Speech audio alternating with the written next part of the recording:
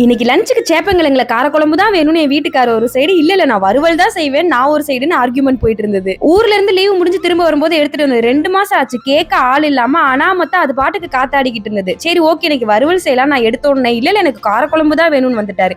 இப்படித்தானோ தெரியல. ஆனாலும் நான் இன்னைக்கு விடுறதா இல்ல, என் கிச்சன் என் உரிமைன்னு புரட்சி பண்ணிட்டு இருந்தேன். எனக்கு சேப்பங்கிழங்கு வறுவல் தான் செய்யப்படும், அதை தான் சாப்பிடணும்னு சொல்லிட்டு கூடவே 1 பாட் சாம்பார் தான் ரெடி பண்ணிருந்தேன். எனக்கு சாப்பாடே வேணாம்னு ஒரு ஆள் தோசை ஊத்திட்டு இருந்தாரு. சரி ஓகே அப்படின்னு சொல்லிட்டு நான் என் வேலையை பார்த்துட்டு இருந்தேன்.